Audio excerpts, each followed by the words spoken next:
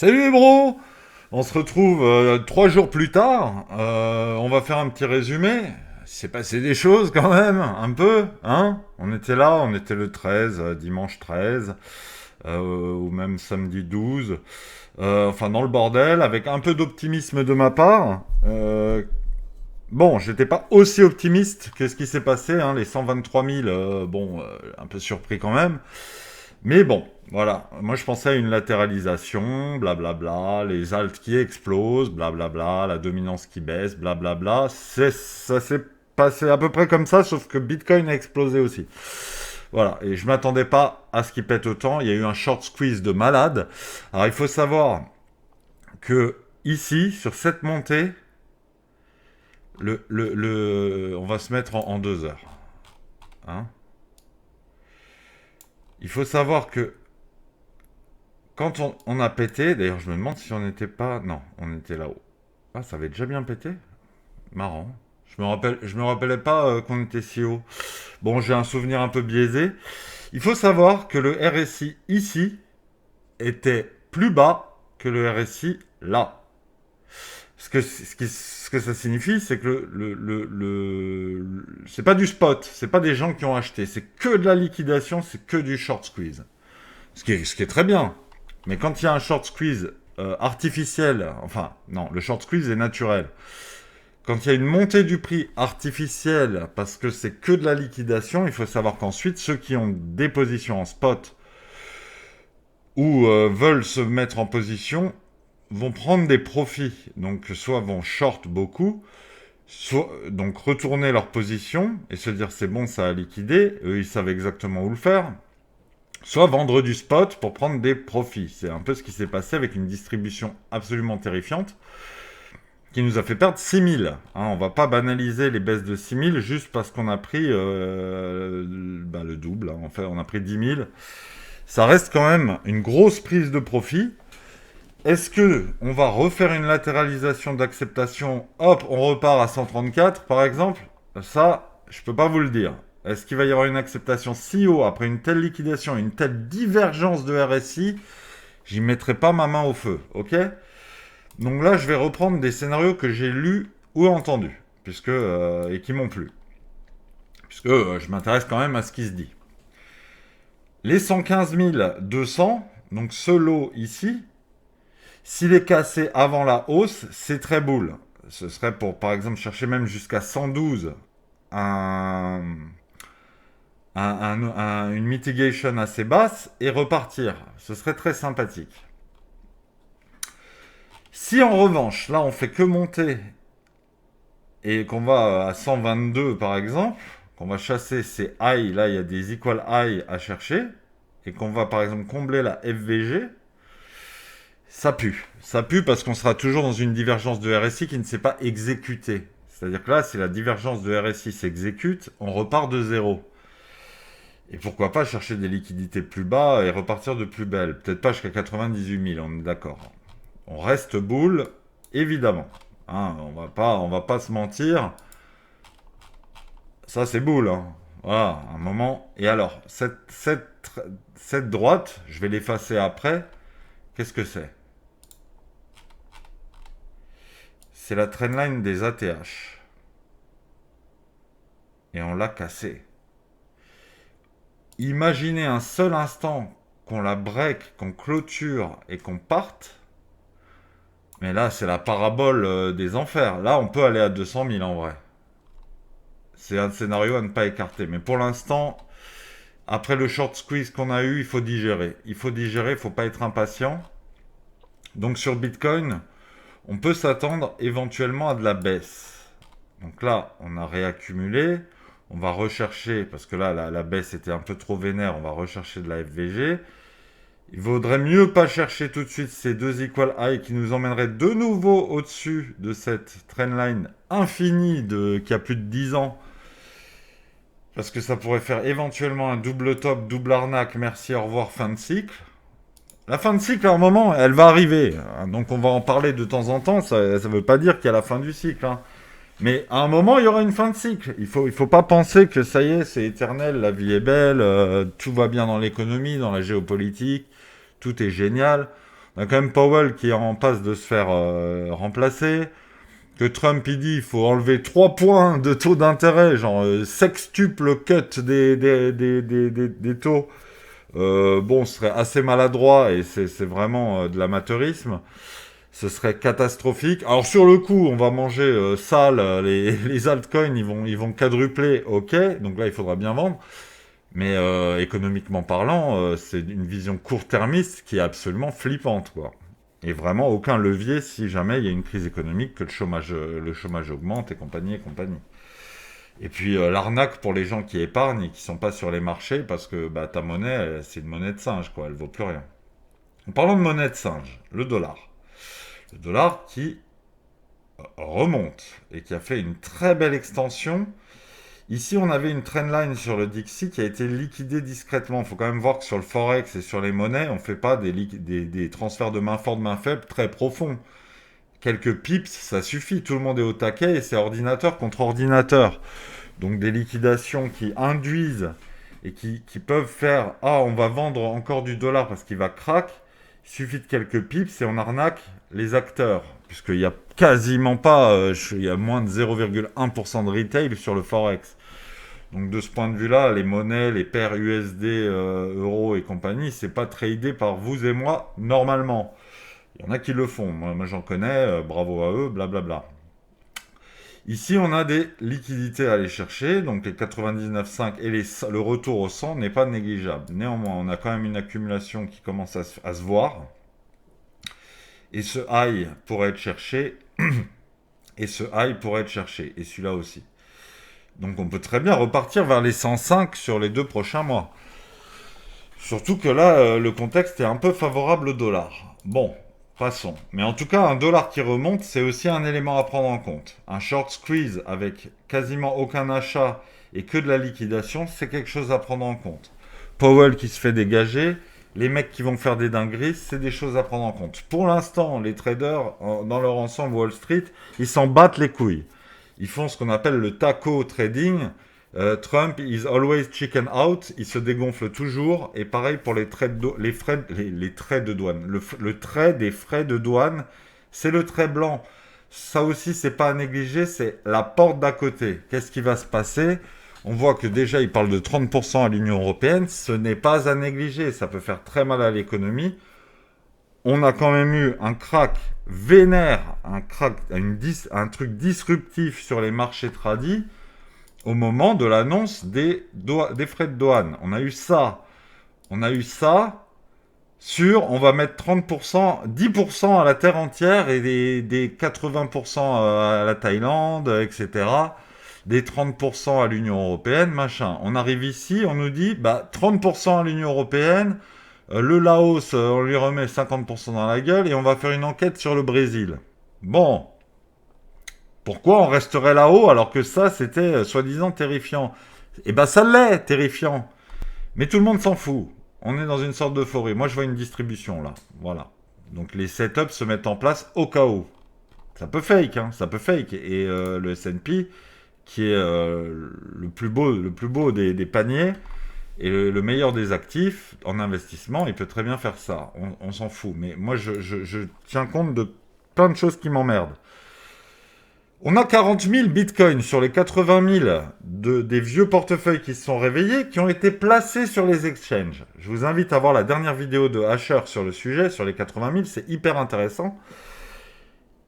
La personne a pris le contrôle des 80 000 bitcoins 14 ans après leur inactivité, en envoyant un message en disant « Allez voir la loi machin, truc bidule, un truc un peu légal qui considère qu'un wallet est abandonné au bout de 14 ans. » La personne a laissé le message sur le bloc en question et a dit « Je prends le contrôle de ce wallet.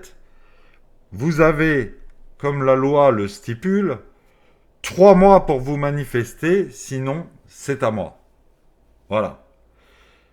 3 mois, ça nous amène en octobre. Ok. Là, 40 000 BTC ont été déplacés. Binance, Coinbase, machin, truc bidule, pour vendre. Pour vendre, bien sûr. On va pas mettre sur les exchanges pour stack du Bitcoin. Ça n'a aucun sens. C'est pour vendre. Mais pas pour vendre tout de suite. Peut-être pour se faire oublier et pas faire le mouvement en octobre comme un singe et faire paniquer le marché et perdre des milliards, des millions d'euros, voire des milliards d'euros parce qu'on a fait le mouvement la veille de la vente. On pose maintenant les bitcoins 40 000 sur 80 000 sur les exchanges. Et si dans 3 mois, la personne ne s'est pas manifestée en disant c'était mes bitcoins, vous me les rendez, ce n'est pas un compte inactif, ben, il pourra vendre. Mais il pourra vendre sans faire le mouvement discret. Il pourra dire hop, je vends.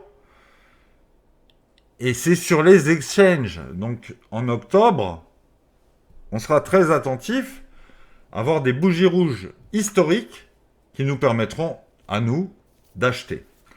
D'ici là, on peut avoir un bull run jusqu'en octobre et profiter de la hausse éventuelle. Ou alors, cette théorie ne tient pas et le mec il vend la semaine prochaine et on aura des bougies astrales parce que voilà. Et il se dit, bah de toute façon, je vends à 118 000 et puis je rembourserai le mec s'il se manifeste. Mais moi, j'ai vendu avant quand on était au top. Sachant qu'on est toujours peut-être à la veille d'un breakout historique d'une nouvelle extension de Bitcoin qui va encore accélérer. Les alts. Les alts, c'est sublime. C'est sublime parce que la dominance, elle se casse la gueule. Pour l'instant, c'est raisonnable. C'est honnête. On est à 63, 76, mais on était à 66. Si on va chercher les liquidités à 61, 88, j'aime autant vous dire, il y a quand même des alts qui montent alors que Bitcoin latéralisait, voire baissait. On a vu des trucs, voilà. Moi, Tao, il a fait une dingouse, ok? Donc Tao, très très impressionnant, très sympathique, tout ça. Et les alts, très sympathiques. Il n'est pas tout à fait trop tard pour se placer en spot si on fait le pari d'une hyper extension de Bitcoin au-delà des 122 000. Mais avec tout ce que je viens de dire, moi, j'y crois pas trop. On me dit les alts, est-ce qu'ils vont pas avoir une semaine ou deux de bonheur?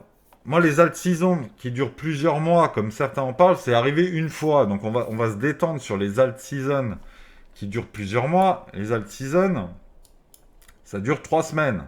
3 semaines. Merci, au revoir. Donc, il faut bien compter qu'à partir du moment où on a une hyper extension des alts et qu'on est en position, on n'achète pas pendant l'alt saison. Hein. Soit on achète maintenant, soit voilà. Hein. Donc, en gros, voilà, une alt saison, c'est ça et ça dure 3 semaines. On est d'accord. J'étais sur Bitcoin. Une alt saison, c'est ça. Ça dure un mois.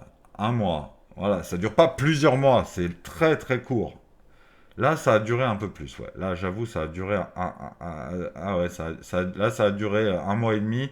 Et là, ça a digéré et ça a reduré un mois et demi. Ok, allez, on va dire un mois et demi. Mais dans l'ensemble, c'est 3 semaines. 3 semaines que ça dure. Après, tu commences à avoir des petites carottes et tu commences à te faire avoir. Donc, l'idéal, c'est de compter. Imagine, tu es là sur Tao. Tu es sur Tao. Bon, on voit le graphique, on se dit, il y a de la marge. On peut aller péter les 500, les 600, etc. Tu es en position depuis les 300. Tu comptes à partir de l'hyperextension quand il va faire la cassure à 500. Et à partir de 500, tu comptes 2 semaines, tu mets une alarme sur ton téléphone et tu te dis... Ça, là, je vendrai tout. Ça t'empêchera pas de prendre des profits avant. Mais s'il y a une hyper extension, tu commences pas à partir en couille comme à chaque alt saison. Tao 1700, Tao 3000 $, je ne vends pas avant 2000 extensions de Fibonacci. Tu te détends. Si t'es en x2, bah tu vends la moitié de ton bag et après, libre à toi de faire le con. Tu vois, ceci est un conseil en investissement. Mais tu mises pas tout ton capital parce que la descente, elle peut être aussi violente que la montée, voire plus, sachant que le disbelief te fera pas vendre au début du mouvement. Si Tao, il est à 1039. Il est à 1039, tout le monde est content, les influenceurs, ils sont là, ils ont des vignettes de ouf, tout va bien, on est content. Et puis, il fait un retracement, hop, à 935. Ah, tu te dis, ah ouais, c'est une construction, il faut respirer, machin, mais 1400, ils vont arriver derrière. Tu vas pas vendre, on connaît l'histoire. Puis il va aller à 900, à 880, et puis il va remonter à 900, à 960. Et tu vas dire, ah ouais, c'est tendu et tout. Bon, c'était intéressant de vendre à 1039 là. Et puis boum, 859. Et puis boum, 752. Et tu vas te réveiller quand? Tu vas dire, ah non, c'est trop dommage, j'étais à 300, là, j'étais à x3, maintenant je suis à x2. Oh, ça fait trop chier, je vais... Et voilà. Et c'est comme ça qu'on se fait baiser, parce qu'à un moment, les gens, ils vendent. Voilà. Donc, prendre sur la montée. Sur la montée et en ayant des objectifs réalistes, c'est-à-dire, allez, 1000 $, c'est réaliste, par exemple. Réaliste sur une parabolique, très intéressant. Imaginez quand même, regardez, ça c'est Tao depuis toujours. Imaginez, on va à 1000. Voilà, là on est à 1000. Eh, c'est pas beau ça? Sans déconner, pourquoi il faudrait aller à 3000? Enfin, je veux dire, à un moment, à 3000 et en plus, entre 3000 en un mois, quoi. Non, mais à un moment, tu vois, et c'est pas. Ça n'a pas de logique pécuniaire. À un moment, le fric, il vient d'où? Il n'y a pas que Tao en plus, tu vois. Donc, soyons raisonnables. Les gens, ils vont aller sur Solana, ils vont aller sur. Il y en a trop des trucs. Ils vont aller sur Sui, ils vont aller sur Bonk. Putain, Bonk. Ah, ouais, j'avais pas vu Bonk. Ah ouais, c'est un fada, Bonk. Ok. Putain, j'avais même pas prolongé ça. Attends. Hop, hop. Ok, le breakout, la cassure, ouais, bah Bonk. Putain, Bonk, imagine. Imagine, il fait un waouh, waouh, waouh, hey, hey. C'est mon alt préféré, voilà. Mais j'en ai pas. J'en ai pas, voilà. Je suis trop con. Je suis trop con. Putain, il est déjà en x2, quoi. Abusé. Bref, il y a des dingueries. On voit que là, c'est les. Voilà, hein. Moi, RSR, Tao. Tao, c'est cool, hein. Tao. Hondo, c'est pas mal, mais il a pas fait le breakout encore. Je me dis, est-ce que j'ai fait un bon choix? On verra. RSR, il a pas fait le breakout non plus. Et Tao, on attend, mais bon qu'il l'a fait, hein. Link. Link qui reprend du poil de la bête. Après, ils ont tous du merdier au sud. Est-ce qu'on doit en tenir compte? Je pense pas en ce moment, hein. Voilà, on a H-Bar qui est très cool aussi, qui a fait le breakout. Donc on voit les forts, hein. Bonk, H-Bar là pour l'instant. Bah, je suis désolé, Atom non. Malheureusement, hein, c'est très très dommage, mais non, c'est pas intéressant. Pendle, c'est intéressant, mais ça demande encore à casser ici les 4,60. Donc il y a de la marge. Ena, Ena qui est bon, on voit lui, il a fait le transfert main forte, main faible, il est magnifique. Il est magnifique. Il a les 47 à chercher, il est magnifique. Il est magnifique. Et comme dit Ena, s'il fait ça comme suit, bon, bah, c'est bon. Moi, du Ena Forever. Faites toujours aussi faible. Pareil, il doit casser le dollar. À voir s'il le fera. À voir ce qui se passe avec les alts. Les alts, maintenant, c'est un pari. C'est entre vous et vous-même. Euh... Tiens, Render, je vais le monter parce que j'en ai. Render, j'en ai. Donc, on va le monter. Et je vais le mettre avec les petits copains. Et Render, qui est pas ouf. Qui est pas ouf, qui a un gros support. En plus, ici, j'ai mis des alarmes. On va peut-être en racheter, on verra. Il me plaît pour plusieurs raisons, mais voilà, Render, excusez-moi pour la toux, hein. J'ai pas beaucoup parlé aujourd'hui et du coup ça me fait tousser de parler comme un moulin à parole. OM, toujours, on oublie, ça c'est le rappel quotidien, on oublie les merdes, hein, on s'en fout, il y a 10 000 trucs à acheter mieux que ce scam. Jupe, qu'est-ce qu'il fait? Ça m'intéresse. Bah, bref, ils sont tous en train de faire des sortes de W, il y en a qui ont cassé, il y en a qui n'ont pas cassé. Quand ils cassent, ça fait signal d'achat. On a des signaux d'achat sur Bonk. On a un signal d'achat qui arrive sur Sui. Sui qui est une pure dinguerie. La zone du singe, je peux me la mettre. Hein. Bref, en tout cas, une halte saison, c'est possible. On veut voir un ATH sur XRP. Hein, XRP qui est quand même en ce moment un peu hypé, on va pas se mentir. Bon, il a toujours été hypé même quand il était à 30 centimes. Ok, les mecs, ils y croyaient, ils avaient raison. Ils ont peut-être toujours raison, peut-être qu'il ira à 5 $ très vite, on verra. En tout cas, en découverte de prix, j'ai hâte de voir ce qu'il va faire. Parce que pour moi, il va faire un ATH. Même si là, il se fait un peu... allez, mais on voit bien en daily que le ralentissement est excessivement faible et qu'il y a largement moyen de faire une extension. Ether qui fait le breakout.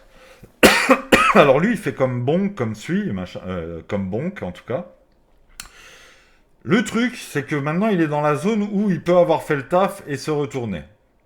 Donc là, voilà. Mais il y a toujours les 4000 à chercher, hein. Putain, la résistance, elle donne trop envie. On sait très bien qu'il y a plein plein de shorts qui sont encore placés, alors soit ils vont les couper, si le RSI tombe, on verra. Est-ce qu'ils sont pas en train de couper leurs shorts en disant attends c'est trop dommage, on était à 1003, j'ai toujours pas coupé. Est-ce qu'il en reste autant que ça? Je pense pas. Néanmoins, maintenant, les gens qui se mettent en short sur Ether, ils vont placer leur stop loss. Donc, c'est pas des anciens shorts qui ont sûrement pris les profits. Ça va être des nouveaux shorts qui vont se dire comme des gros malins. Ah ben ça, c'est la résistance. À chaque fois, ça a été rejeté. Donc, je vais mettre mon stop loss au-dessus des 4000. Et donc, on va aller les liquider. C'est ça le smart money concept. Les market makers, ils vont dire tiens, fuck. Et puis, il va y avoir le short squeeze sur Ether. Et il va aller à 4008.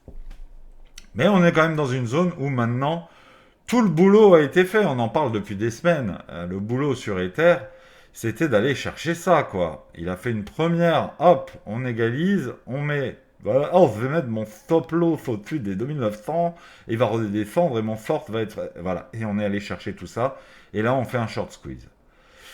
Est-ce que c'est pour faire la mitigation finale ou est-ce qu'on va chercher le high à 3700 et alors là, on ira à 4000? Je ne sais pas. Il me semble quand même que c'est un peu audacieux de voir ça comme ça maintenant. Je sais pas. Je sais pas. Est-ce que moi, de toute façon, à un moment, on ira casser ces 1370. Dans quelles conditions et quand? Ça, on verra. Mais peut-être pas tout de suite et peut-être pas comme ça. Et voilà. Et est-ce qu'on va redescendre, chercher et là exploser pour la fin d'année? Pareil, j'en sais rien. On verra. Mais en tout cas, je vous ai dit un peu tout ce que j'avais dans la tête. Et qu'il y a plein de trucs qui me chiffonnent et qui font que je ne renforce rien là. Et voilà, 119 000. Ah ouais, bon, bah Bitcoin, merde. Bitcoin, il s'en va un peu là. 119 000, ok. Qu'est-ce qu'il va chercher? Ah, il y a des extensions quand même. Le temps de la vidéo. Donc, c'est une catastrophe pour moi s'il va au-dessus des 120 là. Et s'il va au-dessus des 122 et qu'il chasse ça avec tout ce qu'il a laissé au sud, non, c'est pas bon, c'est pas bon. Il a même pas chassé ce high, ce low, pardon. Il a même pas fait la mitigation ici, il a pas fait la mitigation là. En dessous, on a la cascade de merdier. Vous connaissez l'histoire, je vous les ai montrés 100 fois. Liquidité ici, liquidité là, gap ici, les gaps, les liquidités, le merdier. Ça va pas se faire en 2 jours, donc n'ayez pas peur d'être à 74 000 demain, sauf si Jean-Michel 40 000 BTC les vend d'un coup. Oui, là, on aura une mèche. J'ai des ordres épuisettes, d'ailleurs, je vous le cache pas. J'ai mis des ordres à 79 000 sur Bitcoin, des trucs aberrants sur les alts, à cause de ces 40 000 BTC. Voilà, bon, vous avez à peu près tout. On a les bons à 10 ans qui remontent. C'est pas une bonne nouvelle. On a le Dixie qui remonte, c'est pas une bonne nouvelle. On a Powell qui va être viré et les mecs vont faire que des conneries à sa place parce que lui, on a beau dire, il fait chier, mais il est bon. On a les 40 000 bitcoins, on a le Nasdaq qui est en ATH qui commence à distribuer. On a quand même des trucs qui nous disent, est-ce qu'on n'est pas en euphorie? Le Fear and Greed, il est pas flippant. On n'est pas à 90 de Fear and Greed. Les fundings, ça va à peu près, ça s'est réduit, il n'y a plus la terre entière qui longue. Sur une hyperextension, les shorts ont été liquidés, c'est assez propre. Bref, il y a plein de données. Le marché est assez illisible. J'ai pas un billet ultra clair. Pour l'instant, je n'achète pas d'alt en plus, je ne renforce pas mes alts, mais je ne vends pas ceux que j'ai parce que je me dis qu'on peut quand même péter sur les alts.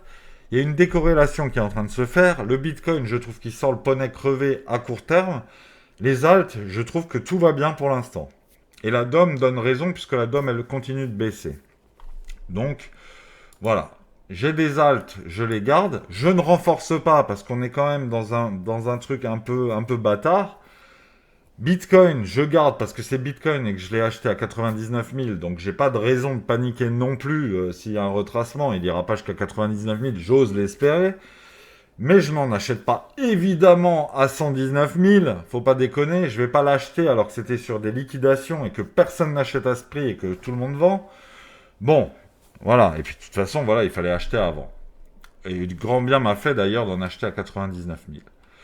Voilà, voilà. Et sur les altes, vous surveillez vos petits chouchous. S'ils font pas de breakout, que vous voyez plein de trucs monter, que la dominance baisse et que votre alt il stagne, faites des arbitrages avant qu'il ne soit trop tard. Voilà, parce que voilà, il faut aller sur la performance. Il faut pas, voilà, et bon, et pas forcément prendre des bonks qui ont déjà trop performé. Mais voilà, on a nos altes de cœur et puis on oublie que bah en fait ce qui marche c'est bonk, c'est PP. Hein, voilà, PP moins performant, PP moins performant.